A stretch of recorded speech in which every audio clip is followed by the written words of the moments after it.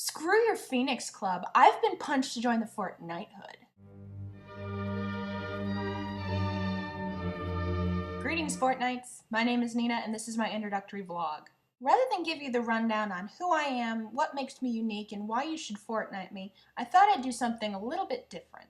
I'm going to talk, briefly, about 5 movies I really like. Why am I doing this? First, I find that a person's likes and dislikes tells you a lot more about them than direct and declarative statements. Second, I'm really bad at describing myself. So let's get started, okay?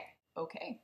Number 5. If this happens again, you're gonna jump to your conclusion without your golden parachute. I can hardly thread a needle anymore. And everybody got AIDS and shit.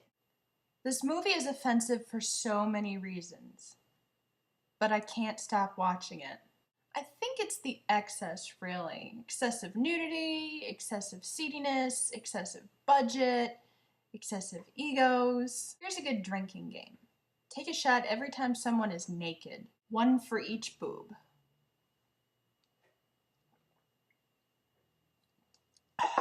Number 4. I'm writing a letter to Daddy. His address is heaven above. You wouldn't be able to do these awful things to me if I weren't still in this chair. But you are, Blanche. You are in that chair. Nothing better than a good old-fashioned Hollywood rivalry. Knowing how much Bette Davis and Joan Crawford hated each other while making this film only makes it better. And it's extremely hard to feel any sympathy for Blanche if you've already seen Mommy Dearest. I'd push Joan Crawford down the stairs too. Now I have a craving for canary. Number 3. This penis party's got to go, hey, hey, ho, ho. Tonight at the pit, everyone gets laid. It's time to go to sleep! Most underrated college movie ever? Even though I lean so far to the left I practically fall over, I still think this movie does a really good job of skewering political correctness in college.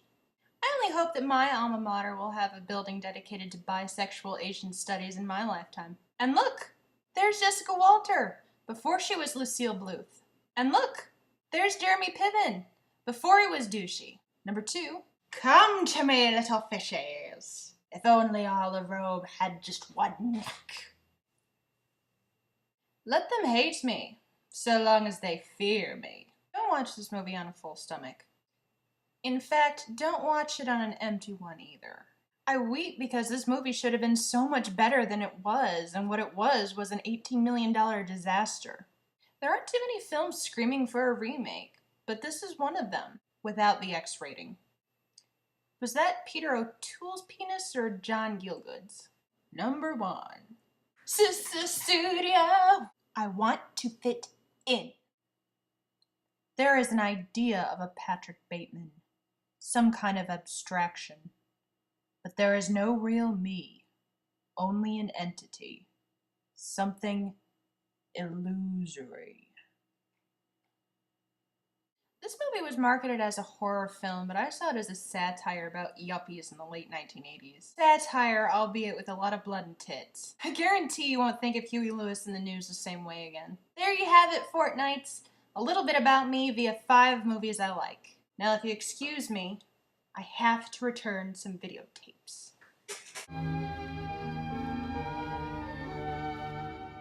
Tonight at the pit, everyone gets laid.